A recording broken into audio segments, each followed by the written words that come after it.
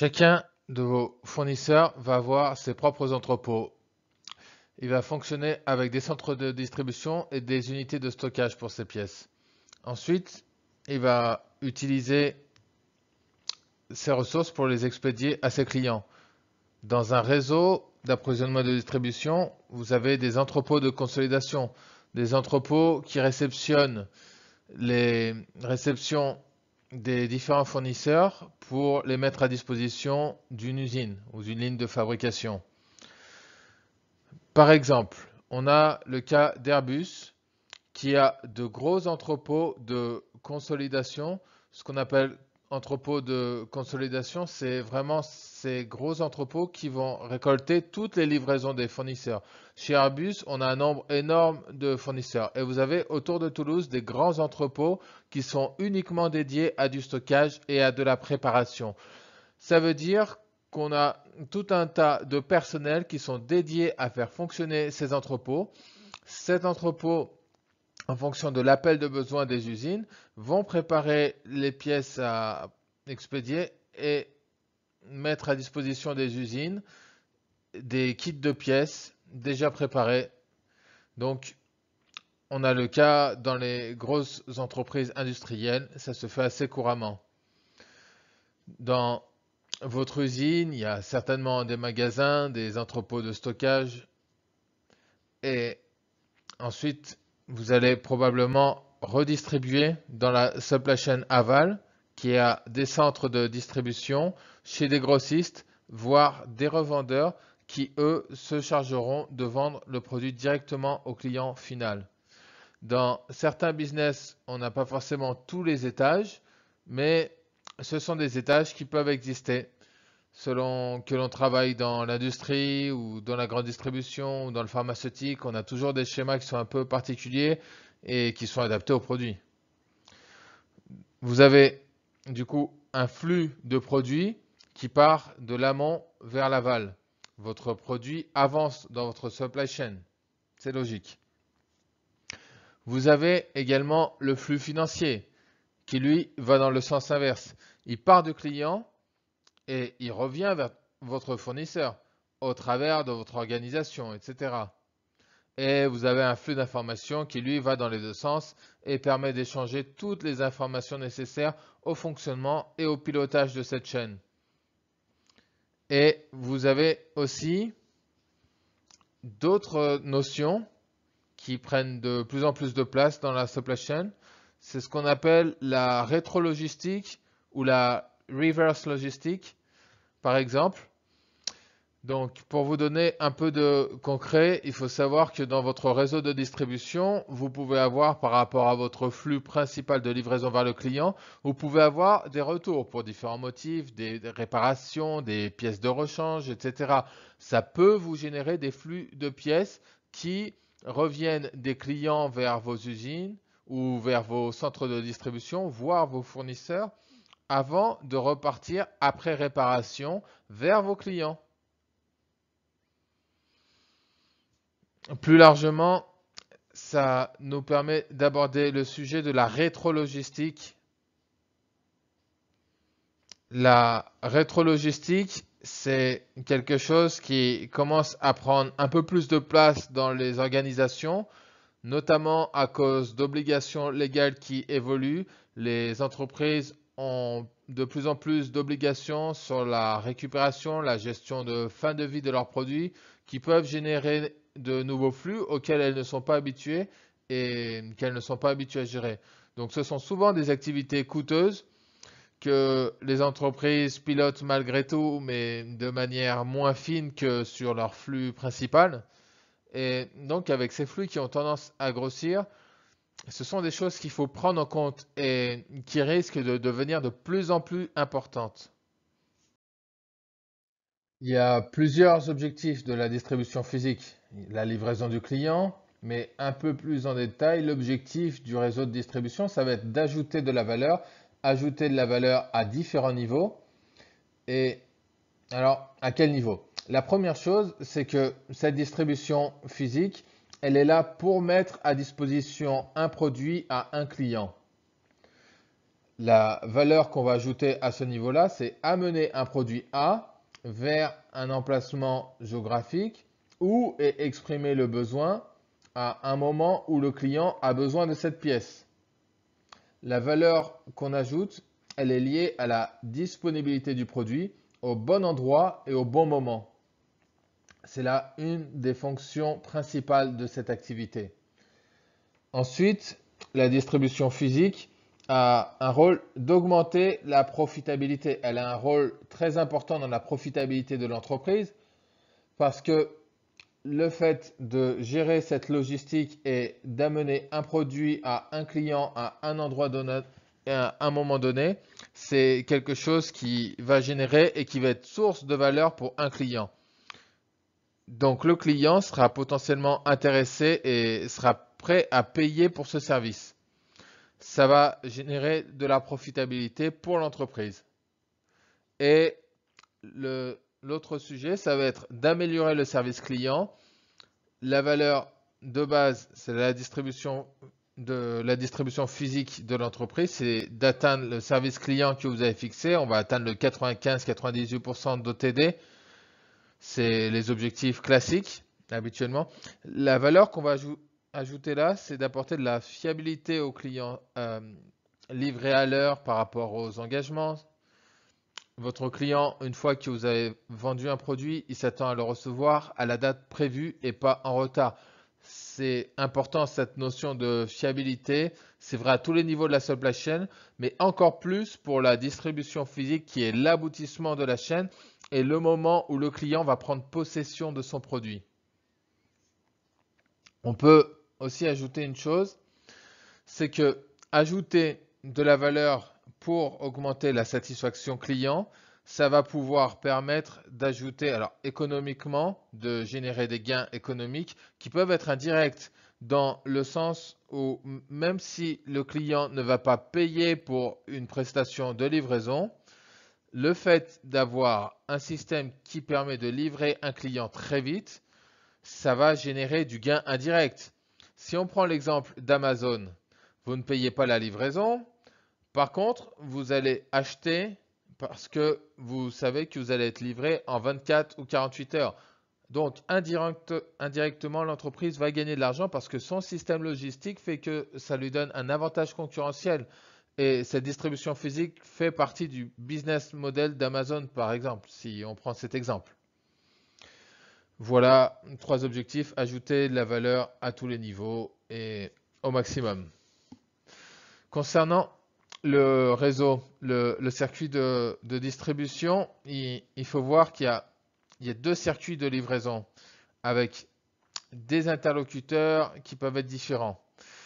Vous avez le flux physique, donc qui part de l'usine, de l'entrepôt, vers éventuellement un entrepôt central, vers éventuellement un entrepôt régional, voire un grossiste, un revendeur, jusqu'au client final. Ça, c'est le flux physique. Et en parallèle de ça, vous avez un flux de transactions qui ne suit pas le même parcours et qui ne requiert pas les mêmes intervenants. Lui, ce flux de transactions, il va passer par les bureaux, par le siège social, par l'expression d'une demande et d'une commande. Il va être traité par des services commerciaux, des services de vente et repris par le grossiste ou le revendeur jusqu'à la mise à disposition du client. Tout se rejoint au niveau du client et la transaction se fait avec le transfert de propriété. Les activités de la distribution, c'est le transport, évidemment, les modes de transport, le pilotage des stocks dans le circuit de distribution. Dans le circuit de distribution qui peut avoir plusieurs étages, des entrepôts régionaux, des entrepôts locaux, à chaque fois, on a des stocks. Donc, pilotage de ces stocks à tous les niveaux du circuit, c'est une activité de la distribution. Stocker, ça coûte cher, alors ça mérite un vrai pilotage. Le pilotage des centres de distribution et des entrepôts, ça en fait partie aussi. Le contrôle des stocks, donc les inventaires. c'est la notion de gestion de stock. Qui dit distribution physique dit entrepôt, dit inventaire et nécessité d'avoir des stocks fiables. Il y a la manutention des produits, manutention des matériels, c'est une grosse activité de vos entrepôts. Les pièces arrivent, il faut les stocker, il faut les conditionner. Donc, on a toute une gestion et une manutention des matériels et des produits à gérer. Il y a aussi la notion de reverse logistique. Ça va être une activité de plus en plus prenante, puisqu'il faut savoir gérer ces retours de nos clients. Si vous avez des réceptions à traiter et que vous n'êtes pas forcément habitué à gérer ça, mais dans le cadre de votre service client, vous pouvez avoir à traiter des retours clients et il faut savoir gérer ce flux qui est un flux inverse à votre flux habituel, mais malgré tout, il faut le gérer. Il y a la protection des produits avec les emballages. On va stocker, il va falloir protéger nos produits. Il y a la gestion des commandes. Et il y a la notion de différenciation retardée, c'est un peu spécifique. La différenciation retardée, ça peut être qu'on a un stock de pièces très en aval avec une opération d'assemblage tout à fait finale avant la livraison au client selon une configuration customisée qui pourrait être faite juste avant la livraison, mais c'est très spécifique. Donc, on a du coup beaucoup d'activités. Donc, ce système mérite une gestion à part entière. Donc, vous avez un réseau avec de nombreux étages. Il va falloir planifier la distribution de nos pièces, de nos stocks aux différents niveaux du réseau de distribution, dans les entrepôts, dans les centres de distribution régionaux, locaux, centraux, etc. Ce système de planification, il va avoir plusieurs objectifs. D'abord, de fournir un niveau de service à chacun et chacune de nos unités, fournir un niveau de service équivalent à notre objectif qui est fixé à 95-98%. La première chose, ça va être de répondre à nos besoins exprimés par les centres de distribution ou par toutes les unités du réseau pour fournir un niveau de service adapté. Il y a différentes visions des réseaux de transport qui peuvent influer. Par exemple, un centre de distribution qui centraliserait l'ensemble des références que vous produisez ne va pas fonctionner comme un réseau où vous avez un centre de stockage qui va redispatcher vers des petits centres locaux de plus petite taille. Donc, on va piloter de manière différente. L'objectif, ça va être d'optimiser le fonctionnement de tout ça et d'y intégrer les partenaires de la supply chain. Donc, les fournisseurs de rang 1, éventuellement de rang 2, déployer une transparence dans l'information et une bonne communication entre ces différents acteurs. On revient toujours sur cette notion de partenariat dans la supply chain plutôt que relation fournisseur. On rapproche les interlocuteurs pour optimiser les flux d'informations, les communications. Ça va permettre d'optimiser le fonctionnement également dans la partie distribution. Le fait d'avoir une communication plus efficace va permettre de minimiser les aléas, les problèmes de planification et d'avoir donc des meilleures performances économiques. Et après, localement sur chacune de nos unités de stockage, que ce soit nos entrepôts centraux, nos entrepôts locaux, il va falloir optimiser le fonctionnement de chaque unité. Optimiser, qu'est-ce que ça veut dire? Ça veut dire que chaque unité va devoir gérer sa propre manutention, ses propres stockages, son conditionnement, etc.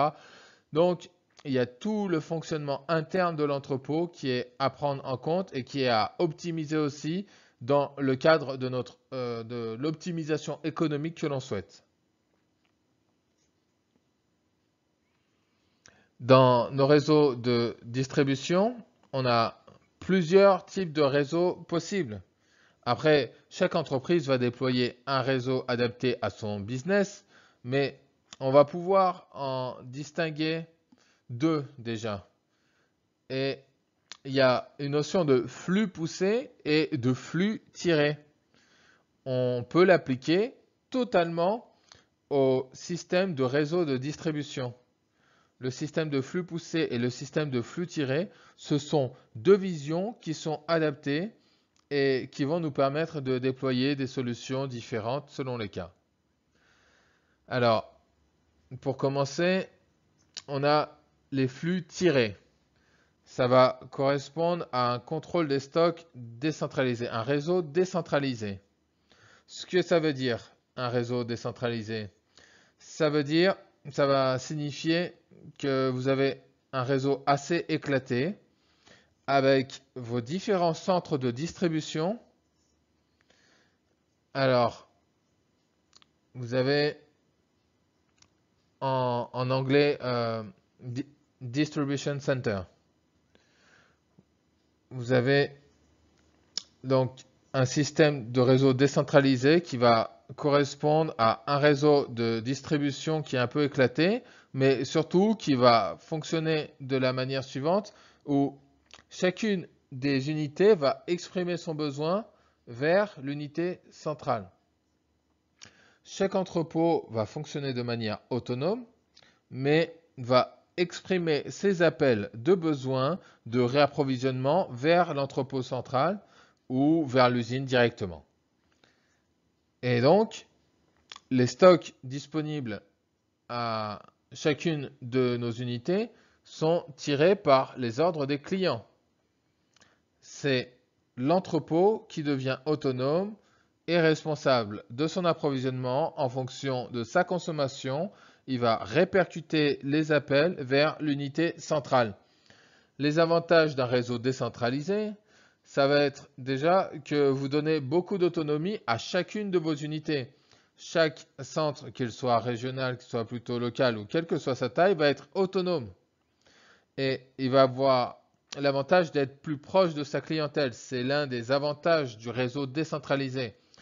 Vous allez avoir tendance à avoir des unités plutôt de taille inférieure, plus proches du marché et de façon à s'adapter de manière plus efficace aux spécificités locales. Le désavantage, par contre, dans ce genre de système, c'est que le fait que chaque unité puisse appeler des besoins en fonction de sa consommation risque de générer des appels de plusieurs entrepôts au même moment. Donc, ça peut générer des phénomènes de vagues, de surcommande à un moment précis qui peuvent mettre en difficulté l'approvisionnement. Il y a un effet bullwhip, c'est l'amplification de la variabilité au fur et à mesure des étages. Donc le système décentralisé, chaque unité autonome, si tout le monde appelle en même temps, ça peut générer des phénomènes d'appel très forts sur des périodes particulières. Ça, c'est pour le système décentralisé. Ça va être adapté à des flux tirés pour chacune des unités. Et vous avez d'un autre côté le système à flux poussé qui va plutôt correspondre à un système centralisé. Ça fonctionne un petit peu différemment. Dans un système centralisé, vous avez une unité centrale, comme son nom l'indique, qui va pouvoir piloter l'ensemble du système de manière centrale. Donc, vous avez sur votre usine, soit votre entrepôt central, qui va avoir une vision sur l'ensemble du réseau aval et qui va pouvoir centraliser toute cette gestion. Alors, ça offre de la même manière des avantages et des inconvénients. Dans le système, on va être sur du flux poussé, c'est-à-dire que pour chaque unité ou chaque entrepôt local, ce n'est pas eux qui vont appeler le besoin. Ça va être réalisé sur un système de planification en fonction de besoins prévisionnels. On va pousser des approvisionnements des pièces dans chacune des unités selon les besoins prévisionnel. Ça oblige à savoir, alors vous avez moins de proximité avec le terrain, forcément, puisque vous êtes un peu désensibilisé de la demande.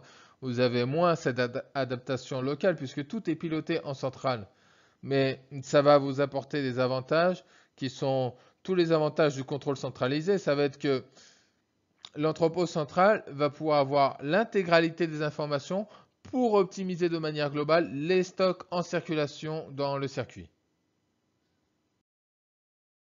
On a une notion de planification des besoins de distribution. Donc, on a plusieurs types de réseaux possibles et on va devoir planifier les besoins nécessaires à chaque endroit de notre réseau de distribution. Et donc, pour ça, il va falloir piloter en centrale quelque part, trouver une méthode pour calculer les justes quantités à approvisionner à chaque point de notre réseau pour répondre à notre besoin client et surtout approvisionner de manière à éviter toute rupture de stock pour arriver à atteindre notre taux de service client, notre OTD fixé à 95-98%. Alors, ce qu'on va faire, c'est qu'on va appliquer la logique du MRP associé à ce réseau de distribution et on va appeler ça le Distribution Requirement Planning. On va déployer cette logique de MRP depuis l'usine vers les entrepôts centraux jusqu'au bout de la chaîne dans les entrepôts régionaux. Et dans ce cadre-là, les ordres planifiés des centres de distribution vont devenir à chaque fois le besoin du maillon amont. Votre centre régional, son besoin, ça va devenir un besoin appelé à l'usine centrale qui elle-même va générer des ordres qui seront à nouveau des besoins pour l'usine ou l'entrepôt central. Ça permet de piloter depuis l'usine jusqu'au dernier maillon de notre supply chain. On va piloter comme ça entièrement. C'est ce qu'on va appeler le DRP, Distribution Requirement Planning. Il y a aussi un sujet qui est le rapport entre les centres de distribution et les calculs de sécurité. Donc, dans votre réseau, plus vous aurez d'étages, plus vous aurez de distributeurs, d'unités de distribution, de centres de distribution, distribution center. À chaque unité, vous allez devoir positionner des stocks. Chacun va avoir son petit stock qui va lui permettre d'amortir, de se protéger face aux variations, aux fluctuations de la demande. Donc, plus on a de centres de distribution, plus on va avoir de stocks de sécurité et plus on va immobiliser d'argent. Dans un système centralisé où vous livrez vos clients depuis le centre de distribution central, vos stocks de sécurité sont dans votre entrepôt central. Si vous décidez de construire un réseau avec plusieurs petites unités un peu partout qui sont plus proches du client, alors vous allez aussi avoir des stocks de sécurité dans ces petites structures locales pour vous protéger face aux variations du client. Donc, en gros, plus votre système va être large, plus vous allez avoir d'unités, plus vous allez faire gonfler votre stock de sécurité au global. Alors, il y a une formule qui permet de calculer le stock de sécurité en fonction du nombre de distribution centers, d'entrepôts de centres de distribution qu'on possède dans son réseau. C'est un petit calcul assez simple, mais qu'il faut connaître néanmoins. Ça permet de voir comment réagit le volume de stock de sécurité par rapport à la taille de votre réseau.